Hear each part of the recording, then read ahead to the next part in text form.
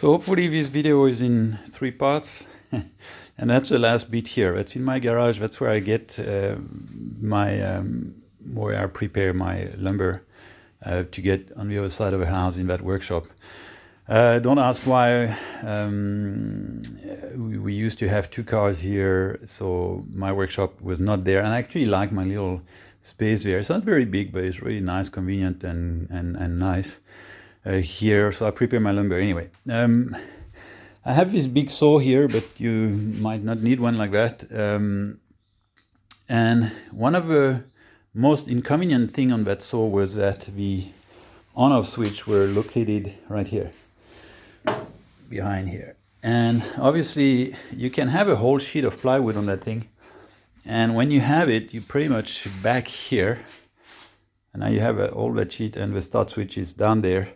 Now we're supposed to have some options to get switches mounted right at the tail here, but I wasn't offered that and never thought of it. And anyway, so it was a real schlep. So you have everything set, and next thing you need to crawl under to start the saw. So it wasn't convenient. So what I did, so that was the first thing. The second thing is, obviously I have this how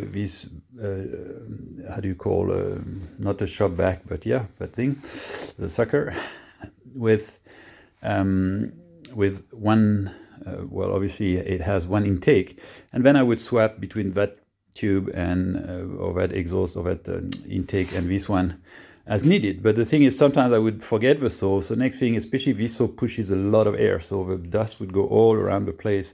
That was a mess.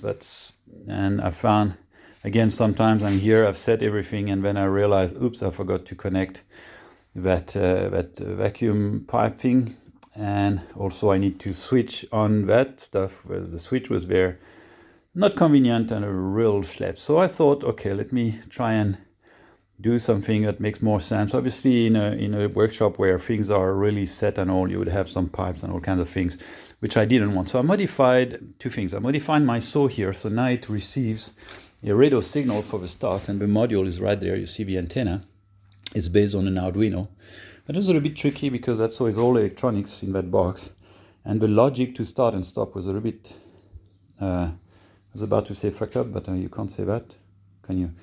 And so it was, I struggled a little bit, like half an hour to figure out, but that worked. So there are 2 relays there, one to start, one to stop.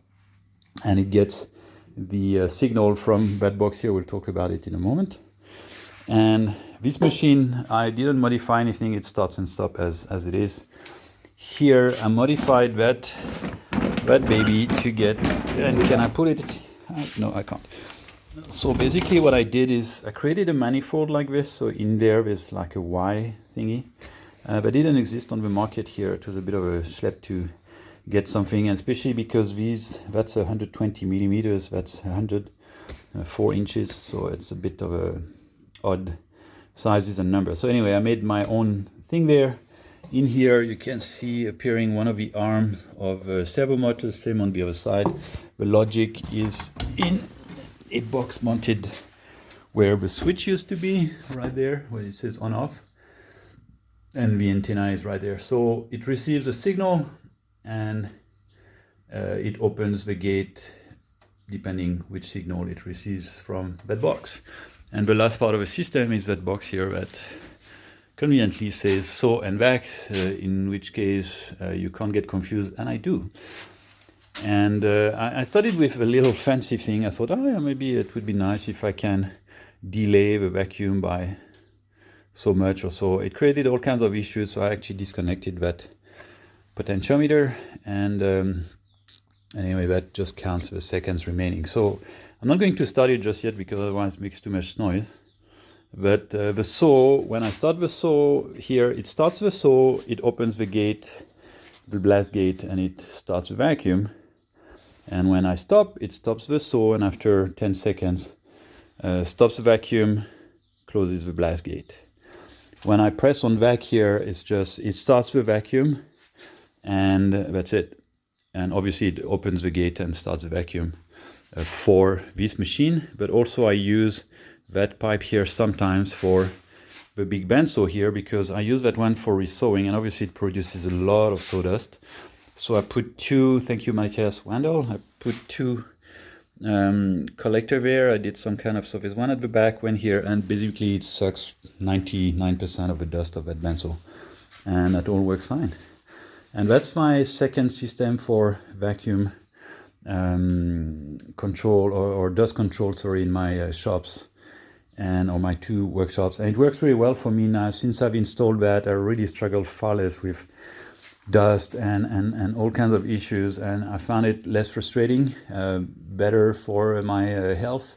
One thing missing here, I often open the garage door so I don't really have dust in here when I work. The small workshop, sometimes I'll wear a mask, or it would be nice if I put an air cleaner, so I'll probably follow Matthias's Wandel ideas on the stuff and do that sometimes.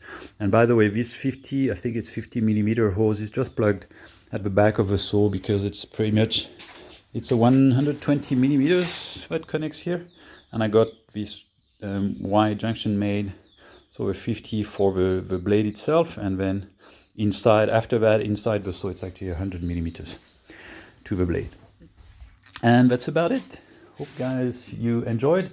I was thinking actually at doing some workshops, preparing something and charging people, doing some workshops for dust control and electronics. And although it sounds very much unsettling when you start, it's really, if someone takes your hand and explains everything, and it's actually not too bad. The programming can be a little bit tricky if you've never done that, but now you can find, from me or from other guys, you can find things that have been written already. Only problem is when it's been written by someone, it's been made, all I wrote for myself, it's very specific to my needs, and that's the whole idea of doing it yourself.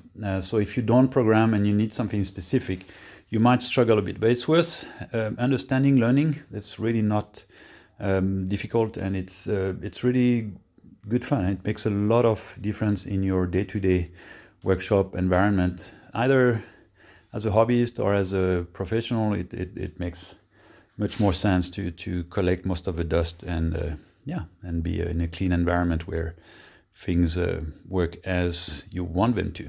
So anyway, it still leaves a lot of dust on the can I say on the geyser there, but that's how it goes.